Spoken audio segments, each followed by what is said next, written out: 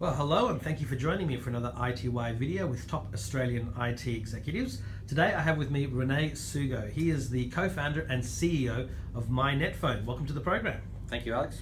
So I thought I'd just start off by asking you to give us the quick history of MyNetFone. I mean, I remember 12 years ago meeting you and one of your co-founders at the time in a little office in Ultimo, and I remember seeing the air conditioning machine pumping cold air into the little data center at the time, and 12 years later you're now number 5 telco in Australia, which is incredible growth. So tell us a little bit about your history and a bit about yourself.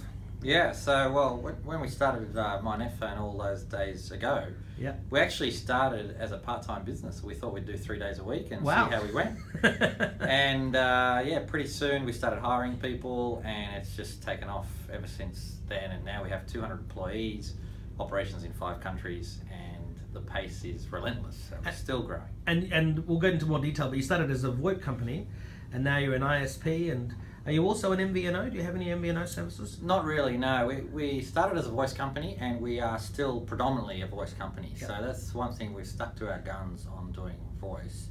But as an ISP, you're also going to be doing the NBN stuff as well. Yep, we offer a lot of ISP services, and it's really about a double play, in terms of voice and data, and now people expect it together. So we're growing into the ISP space very quickly, and we hope with NBN that's going to be even bigger for us. Yeah, and it's not just consumers, but you have a very strong business component too, especially in the VoIP space. Yep, we do a lot of stuff for business based on our cloud PBX, which is sort of the new technology in business communications. Yep. And we also do a lot of wholesale business as well, where we actually enable a lot of smaller providers in Australia and around the world to offer our technology to their customers. It's like a white labeling service. Label, and cloud PBX, I mean, just blows the old notion of PBX and complexity and cost out of the water. It virtualizes it, disrupts it. It reduces cost, it reduces complexity. It's so simple, plug and play, scalable, and all new functionality. It's the B's and E's. So one of the other big reasons you've been in the news over the past couple of weeks is the introduction of a brand new renters plan, which sounds very consumer friendly and very renter friendly, and we're in a renting kind of world at the moment. So please tell us a bit more about that. Yeah, so we were having a chat internally, and we were thinking, what are customers asking for? And somebody mentioned that customers are tired of having to pay relocation fees. It's a pain point, isn't it? Absolutely, and that's a possible time when customers look around when they're having to move offices or move homes in this case. So we just thought, well, why don't we just address that need? Why is that fee charged? Isn't it just a moneymaker for the telcos? Exactly. And we're quite used to thinking outside the square and being a bit disruptive and showing it to the big guys how it should be done. So we took the idea a little further, and we actually focus on what are all the bits that they need, and customers are asking for free modems, obviously the ability to relocate, shorter contract terms, lower setup fees, and we did the sums. But still good value with great value in terms of the content as well, because generally the people that are renting are the younger people, and they do use a lot more video content and that sort of stuff. So that's what we decided to come up with, and the guys in product engineering managed to put it together, and we've launched it, and it's been a huge success. And I don't suppose you don't want to go into too many details about like figures, but you expect, what has the social media reaction been like, and do you expect that this is going to be a major differentiator for the rest of the year until one of your competitors is bold enough to copy it? Yeah, no, absolutely. The response has been really, really great, both from the mainstream media and social media. And as it turns out, within a month after launch, about a third of our new customer sign-ups are on the renters plan. So straight away, it's been really positive for us. Excellent. Now, you did mention video, and of course, video nowadays is legal to stream with Netflix and Presto and Stan, which is nice to see, as opposed to all those people trying to get it in other ways we don't want to mention. But other ISPs have spoken about a major impact on the network. How has all the streaming media affected MyNetFone's network and infrastructure? Yeah, no, absolutely. There's been an impact. It's been an impact not just because of the increase in bandwidth, but with the speed of the uptake. Literally these services landed, and almost overnight we saw an impact. What we've seen on average our usage per customer double. So that's a pretty major increase. It's continuing to increase, although it's sort of tapered off a little bit now, and I suspect it'll keep increasing for quite some time as people start deploying second services at home and maybe moving to high definition video services. So it's going to be a big impact for the industry. I think a lot of the industry thought that they were going to have a slice of the action of the content piece. Yeah. And what I think's happened, as these guys have come in with over the top, it's clear that the over top providers are going to prevail in this, and they're the ones that are going to get the action on the content, and the service providers just need to pony up with the bandwidth and the bigger quotas. And we're seeing from a consumer perspective, they're really, really tending to go unlimited. They just want unlimited now. I don't care about quotas anymore. I just want to know that I can use as much content as I like without having to have any bill shock or any throttling. And this massive increase in traffic, I mean, how does an ISP handle what must be a big jump in costs without necessarily, being able to charge your customers double? I mean, you're just relying upon more customers coming on board to give you more revenue to sort of eat that cost. Yeah, the interesting thing is that, a lot of providers complain about the increase in cost, but the beautiful thing about the internet is it's very, very scalable. So if you've set up your infrastructure correctly, you can actually pump a lot more traffic without actually having to incur cost. So we're not actually seeing a big increase in cost. We have the capacity there, so we're happy to serve that to our customers and give them the best possible experience. Now also, in the last couple of days, we had the launch of the SkyMuster broadband satellite. I don't know if you're going to be involved in that space, but we've already mentioned the NBN. We've got FTTN services starting to roll out, so finally there's some movement at the station on this. It's been long delayed, and MyNetFone wants to be an NBN player. But what's your take on what's been happening, and are you already in contact with the NBN to start selling FTTN services where it's being rolled out? Yeah, so absolutely. Look, in terms of the multi-technology NBN, it is no doubt the most logical, practical way of rolling out NBN. It's obviously not as nice as having fibre to everyone's home, but the reality is that was going to take too long and cost too much. So the multi-technology is the way to go. We're already offering NBN services across various technologies to our customers already. So yeah, we're definitely keen to get onto the fibre to the node, and we're keen to get onto the HFC rollout, which is also due to happen next year. I think that'll actually be a big groundbreaker for the NBN as well. So to us, actually, NBN is a really good driver for us to grow our business. It means that we'll be able to compete even better with the big guys, and we'll be able to offer higher quality services to our customers, less issues. We already know from our own experience that with NBN you get much better quality and less faults than you do on traditional copper networks. So to us it's a big boost, and the big ISP should watch out. There will be more competition on the market. Well, especially in HFC, I've got a friend on Optus. They're very happy on Optus, and they've got Foxtel, and it's only provided by Telstra, and they can't get it. And so once that goes into wholesale, well, they want to stay with their particular customer, but it'll open it up to you to sell to anybody in HFC, and that's a huge footprint, especially seeing as those HFC people are never going to get FTTN. That's right. So yeah. And what we saw earlier, we talked about earlier with over-the-top content. Yeah. It's not just about Foxtel. People will want multiple content streams. Sure.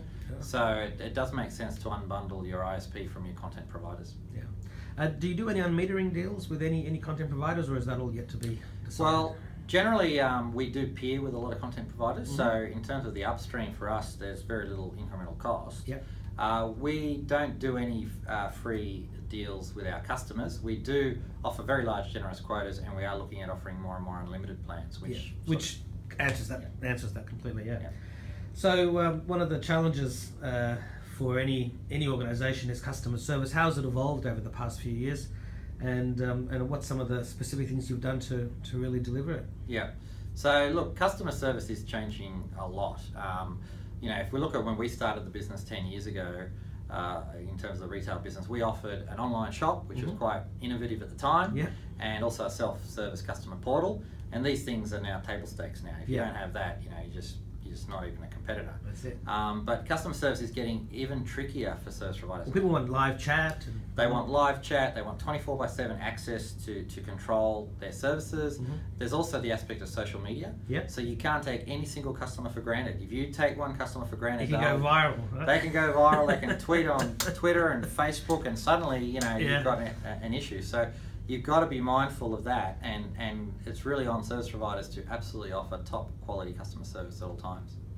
And I mean, do you have the live chat? Do you have the 24/7? We don't have live chat. We are working on our portals. We were one of the pioneers with self-service customer portals.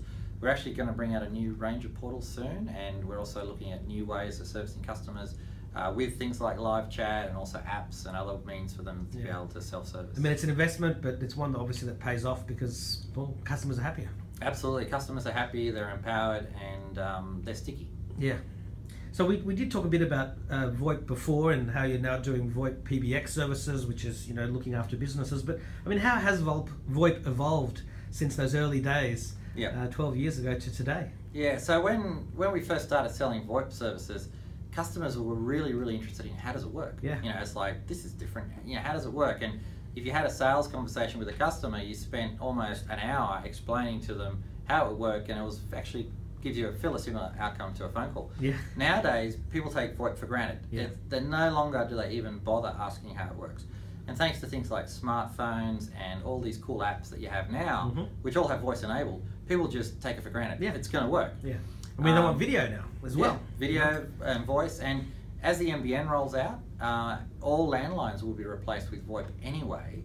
And as LTE rolls out, all mobiles will be replaced with VoIP. So we're now on the verge that within a few short years, 100% of communications in Australia will be VoIP or have some components of VoIP in it. So from that point of view, we're no longer a VoIP company, we're just a communications company. And we're mainstream, and given by our size, we're already making viable progress in the market. And we're 100% VoIP. We don't carry any traditional voice communications at all. So that's pretty fantastic. And do your VoIP services offer that HD voice or HD voice equivalence? Our network is fully HD compliant. So if our customers have HD endpoints and they make calls between themselves, they will get an HD audio. And in fact, our network is video compliant as well. So if customers have a video endpoint, they can make free video calls on our network. But we're not seeing a lot of that because people just, the cost of the equipment is still a bit high and it's coming down. But certainly HD is pretty exciting. And we're also hoping that with the mobile operators start rolling out HD voice in the mobile networks, they'll let us interconnect with them so we can offer HD audio to their networks. Yeah, I was at the Telstra launch of the Cat 11 hotspot, and they had the Galaxy S5 and the Note 5 and the S6 Edge Plus, and they were VoLTE, voice over LTE enabled, and they were talking about how if you made a phone call from one of those handsets to a Telstra customer who's got their NBN router, and they've got HD voice there, and so it'll be HD voice to that. But yes, there's going to have to be interoperability, just like there was with SMS messages all those years ago. I mean, can you imagine if SMS messages were still... Absolutely. I think with one network. I think the big providers will try and hold on to it for a little bit. But we are already speaking to them about getting that, and hopefully it won't take too long. Yeah, absolutely.